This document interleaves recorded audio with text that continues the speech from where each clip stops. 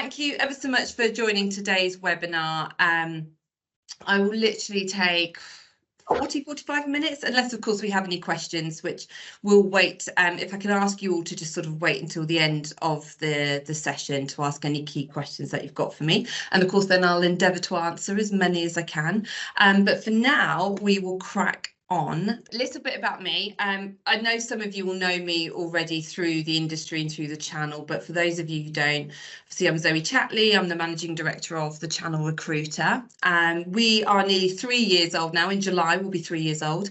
But as a whole, I've got over 17 years recruitment experience, and for the last sort of 14 years, I've recruited directly into the IT channel.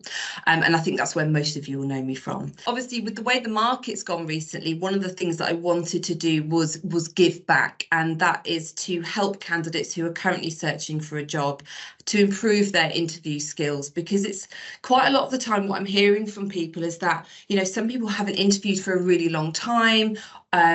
Currently, you know, they've been on the other side of the table, they've been the interviewer, and so therefore they actually, you know, need some help when preparing for an interview, just to make sure that when they go in, they are doing everything they possibly can to secure that role, at least do their best. So what I say to people over this course really is that even if you can take 1 or 2 things from the course that helps you moving forward to obtain that next role, then that's brilliant. And, you know, I've done my job in terms of sort of helping you. So hopefully you'll all learn something. Hopefully you'll enjoy it, but, you know, feedback to me at the end, because I think that's so important.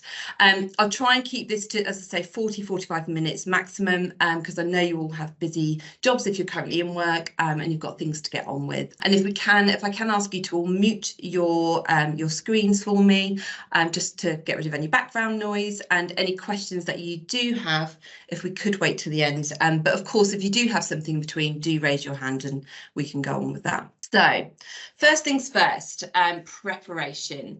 So get your tech and surroundings ready. Sounds like a really silly thing to say, but obviously since COVID in particular, we've seen this huge increase in interviews, in particular first stage interviews being conducted via video.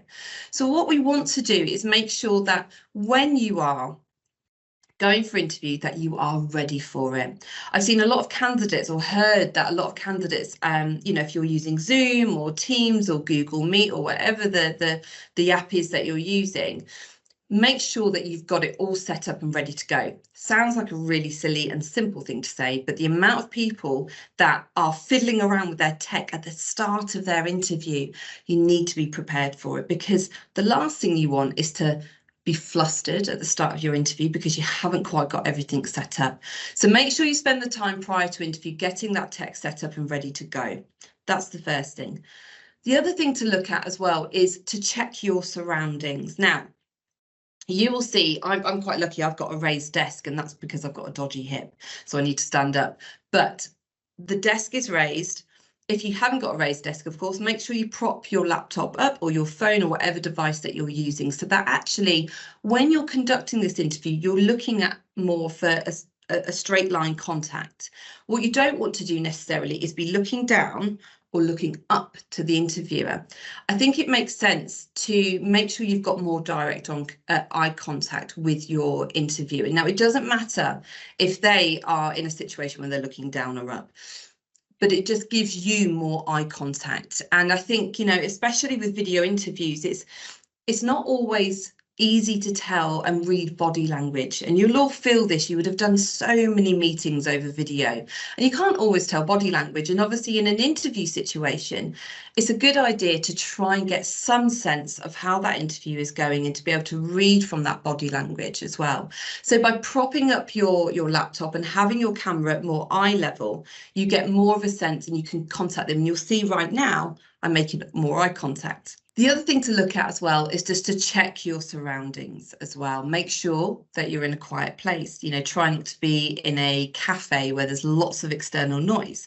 Make sure you're in a room where it's quiet and you've got good lighting, that there's no external sounds for the house around. You know, we all have families. We may have pets and dogs that come in. Quite often my cat joins these calls and he jumps up on the desk and I have to put him down. So George might make an appearance, and apologies if he does. But naturally, you don't want that to happen when you're interviewing, because you'll get distracted and you don't want to fumble your words or, get flustered. So, and of course, we've all seen the interviews online where a child suddenly walks into the room. So try and make sure that, your family members are aware that you're about to do an interview, and just make sure that you've got everything set up and ready to go. Other than, of course, a video interview, you, of course, will do a face-to-face interview. Now, this could be at first stage, it could be at second stage. So again, it's really, really key that you prepare from a face-to-face point of view. And again, these are really simple things, and you might think, well, yeah, obviously, but plan your journey. If your interview starts at 11 o'clock, make sure you arrive 10 to 15 minutes early. And the reason why I say that is because your interview starts at 11. That doesn't mean arrive at 11. You get there 10 to 15 minutes early so that you are ready on time to go into that interview to start at 11 o'clock. Now, of course, if your interview is late, that's on them. But the main thing is you've prepared well in advance enough that you can get there on time and well in advance. It will also give you time just to centre yourself. And what I mean by this is that you can grab a drink. If you're a little bit nervous, you can just take a breather. Nobody's expecting you to be 100% well polished, especially if you really want the job. Some candidates do get a little bit nervous, and that's okay. But there's another really good reason why you need to make sure that you prepare and plan well in advance, so that you can just take a moment to take a deep breath, centre yourself ready for that interview, grab a coffee, a tea, a drink of water, whatever it might be, so that when you are called in, you are ready to go. So just make sure that you've done that. Make sure you dress appropriately. Now, this goes for both a video interview and, of course, a face-to-face. I should have mentioned this on the video interview, actually, but we have had candidates sit on interview wearing hoodies, looking really, not clean shaven, not well presented. You are still in an interview, whether you're doing a face-to-face or a video interview, you make sure that you are well presented. You're still presenting yourself, you're representing yourself and who you are. Now, if you turn up to an interview face-to-face and you're suited and booted, or whatever, smart casual, whatever the attire is, you still need to make sure that you do that for a video interview. Again, sounds like a really obvious thing to say, but honestly, the amount of candidates who do not dress appropriately especially in video interviews is shocking. I'm going to go through preparation, but one of the things I always say to candidates is to take all your notes with you. Make sure that any research you've done, any questions, which we'll go through in a second, take that all into the interview with you. And I will repeat this through this webinar. An interview is not a memory test. So make sure that any research you've done, any questions, any notes, you've got it in a folder. You take it, or, notepad or whatever, you take it into the interview with you. I get asked all the time from candidates, should I take notes in with me? Should I take my prep with me? And I'll always say yes, because of that reason, because it is not a memory test. A client isn't expecting you to memorize everything about their business, about the job role, from the job description. So make sure that you've got it written down and in front of you. And it's the same with a video interview. You can have all your notes on the desk in front of you. You can take a folder into the interview for a face-to-face.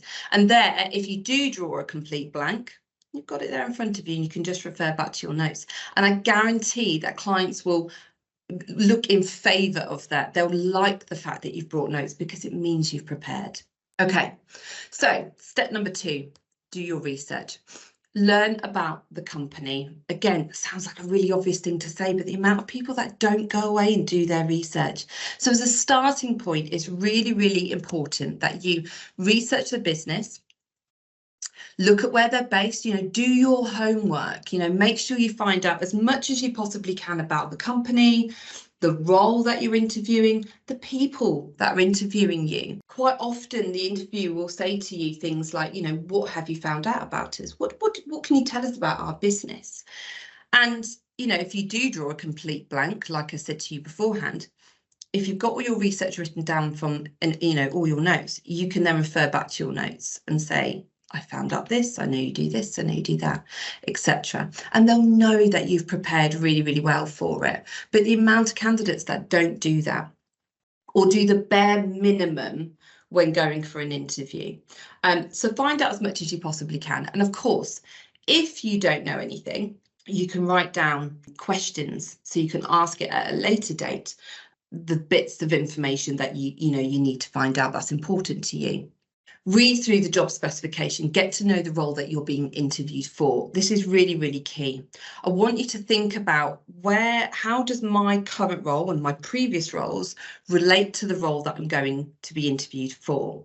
And make notes. What I quite often advise candidates to do is to go through the job description and either underline or highlight the key competencies or the skills or the experience that's required. Look at the job responsibilities and think, okay, I've done that before, and write down any examples of where you've done that. And then this will be really, really key if you get competency-led questions in your interview. And I will talk about competency questions in a few slides.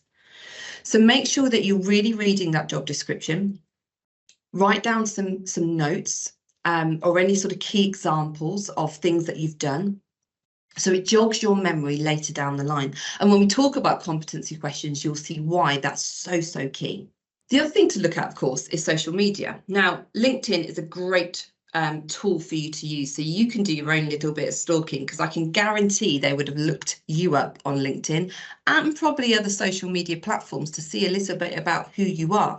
LinkedIn's obviously really, really great from a business point of view, because you don't share your social, your outside of work social habits, etc., and your family stuff. But from a business point of view, they'll be able to look to see if your CV matches your LinkedIn profile. So note to self, make sure your CV matches your LinkedIn profile, because if there are any discrepancies, they're going to bring it up in your interview. They're going to ask you, well, why do the dates not match? Or why is this company not mentioned? It's mentioned on LinkedIn, but it's not on your CV, or vice versa. So make sure that you're covering those things off. But you can also, of course, research them. Have a look at the hiring managers, look at who's interviewing you, see their backgrounds, look at where they've come from, what their background is. So have a really good look at that. And again, write down any notes. And this could be a really nice icebreaker. You may know similar people. You might have, shared connections, of course. So have a look through their profiles and just make some notes on them, because again, it could be an icebreaker. And again, it could be something that you think, actually, they worked for the same company as I did 2 years ago, 5 years ago, whatever it might be. So again, it's really good. It's good talking points, and it's good to just familiarize yourself with the people that are going to interview you. So step number 3, who are you? When people interview, you will quite often get sucked into what I call the CV summary trap. Quite often, interviewers will say to you, tell me a bit about yourself. You'll all feel familiar with that question. Tell me a bit about you. Tell me about who you are. Quite often, when I ask that question, and I know certainly other interviewers do, they want to get to know you as a person, not your CV. They should have already taken the time to do their research on you. They've been through your CV, they've summarised that you are potentially suitable for the role. They've looked at you at LinkedIn, they've seen that, but they don't know who you are as a person. So talk about yourself, talk about who you are, but give them a condensed version. It's quite easy to talk quite extensively about your hobbies and your family and things that you do, but try and maybe keep it to, say, a 90-second overview about who you are, because it really does give them just an overview of who you are as a person. But more often than not, and I honestly 95% of the time when candidates get asked this question, the first thing they do is talk the hiring manager through their CV, and obviously they know all this already. Now, if they have asked you specifically to talk through your career and talk through your last few jobs, then of course, that's what you're naturally going to do. If you're not 100% clear on what sort of answer they're looking for in that question, don't be afraid to ask them, do you want me to talk about myself outside of work, or would you like me to talk you through my career history? Just to give some clarity on exactly what they're after. There's no harm in doing that. And don't feel silly asking that question, because honestly, if they turn around and say, actually, yeah, I really just want to get to know you, tell me about yourself, then it gives you that clarity. And if they do want you to talk through your career history and basically read out your CV, then you can do that. There's no harm. So as mentioned, this is quite a nice icebreaker, but keep it relatively brief. I have a great example of this. I was doing some interviews in London a few years ago for quite a senior level sales manager role. I had an hour scheduled because it was back-to-back interviews all day. It was really tedious.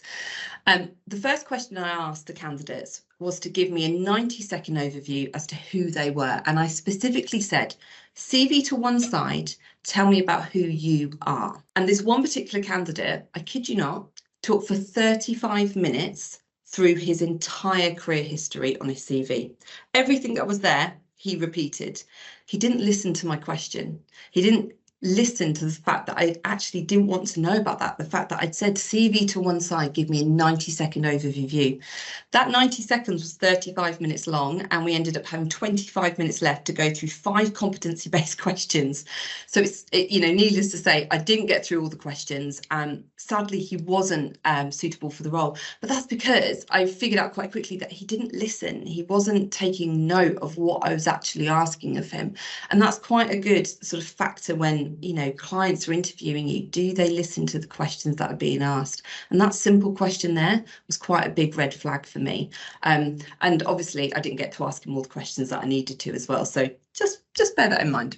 Have a think about that. Give a snapshot of the person that you are. And as I said, this is a chance to show, who you are and give them a bit of an insight as to you. And remember, don't talk for too long. So step number 4, look at what you've achieved. Now, this goes quite nicely with competency questions, which we're going to go through, I think, in the next slide. But when you think about your achievements, obviously, as a salesperson or as a marketer, you may list already some of the key achievements that you've had throughout your career. But you may be asked to talk through some of those achievements and how you achieved them. So try and be as factual and as concise as you possibly can, but think of something that is obviously, give them an example that's relevant potentially to the job role as well.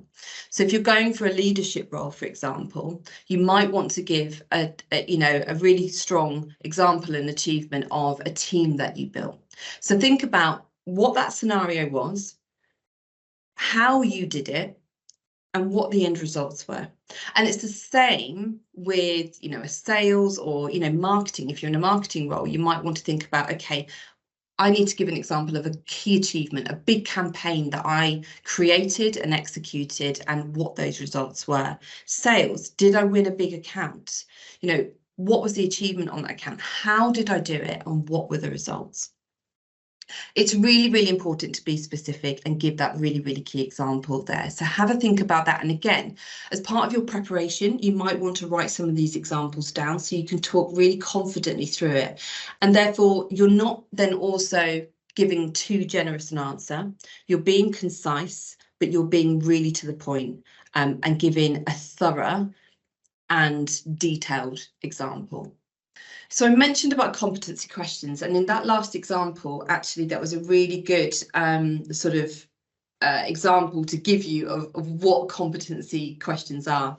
So when an interviewer asks competency questions, you probably would have come across these. If you haven't, you may have been pre-warned that either HR or the hiring manager is a fan of competency questions, or you will be asked competency questions. So what are they? The best way to describe a competency question is it's a way of asking a question that requires you to give a really clear example of something that you have done to showcase the competency behind the skill. And it will ask you to give a really clear, detailed example.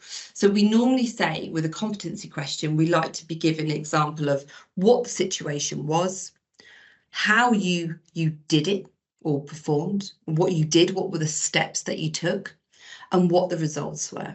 So what was it? How did I do it? And what the results were. When you read through the job description, you will see within the responsibilities and you will see within the requirements some competency. Now, they could be leadership skills. influencing skills, strong communication. But competencies can also be showcased in sales as well, and marketing. So you've got proven sales success. So they will want to look for a really specific example of your sales success. So a bad example of answering a competency question will be to say, yeah, I won a major account and we achieved 104% against target. So you're saying that you won an account and you're saying that you achieved well, but you're not showing what you did and how you did it. And that's what the interviewer is looking for. And it's the same with marketing, and it's also the same with technical as well. So if you're, I don't know, you're in a technical role and you've got to give an example of a particular, I don't know, something broke down, something wasn't working, software was, broken down. What did you do? How did you do it? And what were the results? Sales. If you want to give an example of sales success, proven sales success, your target was to achieve X revenue. You came into an empty desk of 0 business. You then went out and you won XYZ accounts, but give a really good example of that. So, okay, I won this particular account. I did that by doing XYZ, phoning them, meeting them, having various meetings, whatever it might be. I listened and understood their requirement and offered a solution, which was this. This then resulted in them coming on board and, spending X amount with us and then renewing within year 1, 2, and 3, whatever it might be. Hopefully you're getting my drift with this. So what was it? How did you do it? And what were the results?